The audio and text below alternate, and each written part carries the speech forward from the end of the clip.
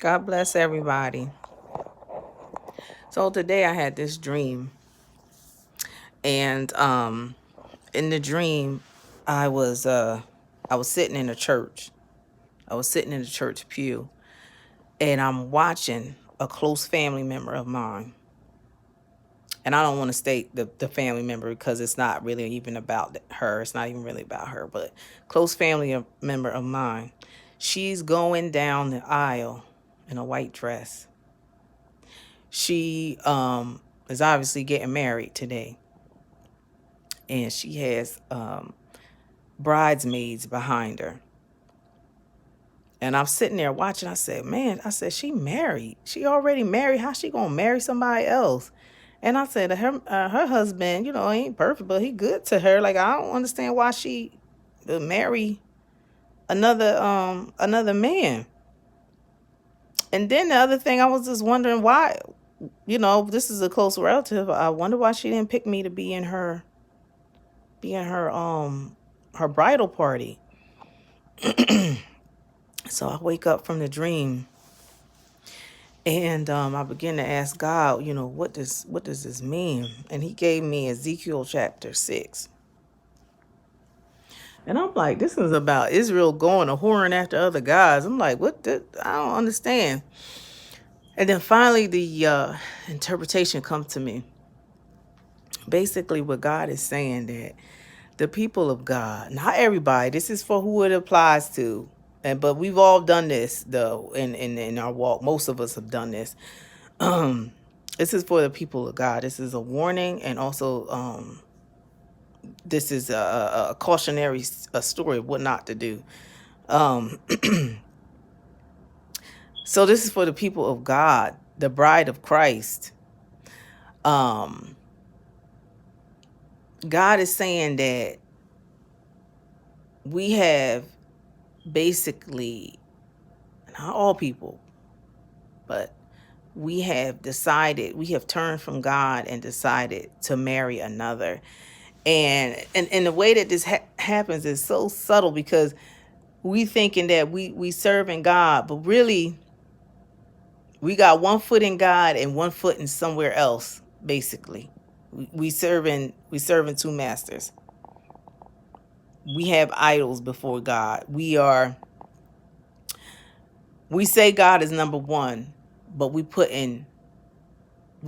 our husband before God. We put our wives before God. We put our job before God. We put hobbies before God. Anything that we put before God is an idol. Anything we put before God is an idol before Him. We put ourselves before God. Let's be real. We put ourselves before God. There are some things God has told us to do, and it has made us uncomfortable, and we don't want to do it. So we put our needs and our wants and what we want to do before God. And God is saying it is an idol. It is an idol before Him. And you have went a whoring after another God. You have made someone else your husband. And also it is also, God is speaking about the churches. Now look, I don't want to hear nobody come at me and say, "Oh, how could you coming after the church?" No, I'm not. What I'm coming after is, okay, let me put it this way. Ain't nobody saying all cops is bad. Ain't nobody saying all teachers is bad. Ain't nobody saying, you know, all lawyers, all doctors are bad. There is good and bad in every profession. You got good and bad cops. You got good and bad teachers. You got good and bad lawyers. The same thing applies to the churches. You got good and bad. All right. And you see that in Revelation chapter 2, where um Jesus is talking about the different churches. You got the church of Laodicea. You got the church of Philadelphia. He's talking about the different issues and flaws. I'm not saying throw the church out as a whole. I'm just saying there's issues, okay? So God is saying that the reason why, in the dream they showed me the bride and the bridesmaid. Whatever you see in a dream, there's always a reason why. Why would he throw the bridesmaids in there? He didn't have to do that. God could have just showed me the bride, but he showed me the bridesmaid. So what this is signifying, that there is there is leadership, the bride being the leader, and underlings, the bridesmaids. So, and we see all throughout the Bible where from Saul to whoever the last king was, in the Bible, you see that this person became king and he abided by God's rules, or what I'm paraphrasing. And then the next king, he did evil in the sight of the Lord. And then he, had all these altars and things like that they made to other gods. And then the next king, and he was good king. And then back and forth, back and forth. You see all that. So what God is saying is that there is leadership that have led the underlings, meaning like the congregants. Like there is leadership that has led the congregants astray into worshiping idols, into worshiping things that it's not even what, it's not having nothing to do with your soul, basically. And how do I put it? It's like it has nothing to do with improving your relationship, nothing to do with the betterment of your soul. There's not a concern for your growth in your soul and your body and everything. The concern is more about getting what you can get, squeezing what you can squeeze out of your congregation. And it's almost like, do I say this? It's almost like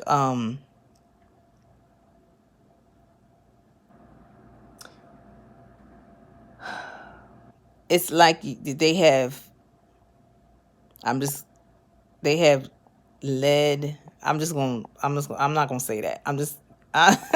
Y'all, I'm struggling here. It's like they have led the congregation astray, to worship other gods. And it's not blatant, because if you were in a church and they just straight up said, look, this church is about making that money, how we can get that money, this is a pyramid scheme. They're not gonna say that. It's not gonna be obvious. It's gonna be like, yes, Jesus is the reason. They're gonna make it seem like that Jesus is the in the forefront. They're gonna make it seem like, God and the Holy Spirit. They're gonna make it seem like that's their focus. But and they may even believe their own lie, that that's their focus, and truly they have themselves been led astray to worship other gods, meaning they have been led astray to worship, like their main focus is to get that money, or whatever it is in it for them, to feed their own ego, to whatever it is. The focus is not, okay, God, what is your heart? What would you like? The focus is on, okay, what I need and what I want out of the ministry. So but for your part, if you're not, you know what I mean, a leader in a church or whatever, for your part, how do you know if you're in a church like this? How do you know? I don't have a list of 5 things or 10 things to tell you that you're in the wrong church. I got one thing to tell you, is pray and seek God. That's it. That's how you know. And you begin to, and God will speak to you and tell you, You know what I mean? They're leading you astray. You've learned all you can learn there, and everything, and what maybe, it's probably wasn't a waste of time, because even if the pastor or the leadership has evil intent, you still learning. You're still learning things. They still opening up the Bible and teaching you. So it wasn't like it was a waste. However, it comes a time where God will tell you, okay, this is not the place for you. You need to leave. But you can't hear that unless you're having a conversation. And a lot of these churches, they don't want you to pray. They don't want you to seek God for yourself, because they know if you start seeking God for yourself, that God's going to start telling you the truth, and that's going to set you free, or make you free, whichever translation you like. But the result is still the same. God is going he's not going to let you be in darkness. He's not going to want you to be corrupted. And that was the thing, the leadership, those kings that made the people go astray, made the children of Israel go astray, they're held to a higher account. And it's the same thing today in our churches today. If you leading the people astray, you held to a higher account. You held to a higher account. So, but we all have a responsibility to know God for ourselves, to hear God for ourselves. And I do believe that it is one of the purposes that I'm here on the earth is to get the word out that God does speak, and that you can hear him for yourself. You don't have to go running to a prophet. You don't have to go running to a prophet every time you want to hear from God. And there's some people that don't even believe that prophets exist, but you can hear God every single day. There's nothing, to me, I feel like there's nothing special about prophets or pastors or preachers. And I mean, it's because maybe I'm not as articulate. There's nothing special about me either.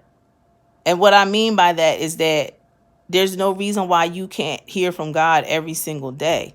There's no reason why it's not just me. I went from somebody thinking that God could not speak to me. I truly believe that. I believe that God could not speak to me. I believe that God didn't speak to other people. I believe that. And because I believe that, God wasn't speaking to me. Yeah, he wasn't speaking to me, because I truly believe that he wouldn't. So, but I did a whole video on that, because I believe it is my purpose to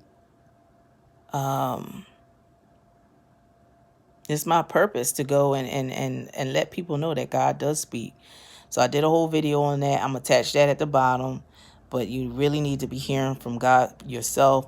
Because one of the other things is that we make the pastor our idol. We start worshiping the pastor. So, and God never intended that. He intended for us to have a relationship with him, and that, if we have a problem, that we would run to him. We wouldn't run to the pastor for every single thing. Yes, we do need the fellowship, and we do need to reach out to each other and help each other. But God should be your first. He should be your first resort, not your last resort. He should be your first resort. And so, but some of us make the pastor our idol. Pastor, they don't repossess my car. Pastor this, pastor that, da da da. We had to start praying ourselves. Realize that we have the Holy Spirit indwelling in us, and he ain't gonna let us just flounder out there. Go to God and let him tell you. And one of the main ways that you hear God for most people sounds like thoughts in your own head.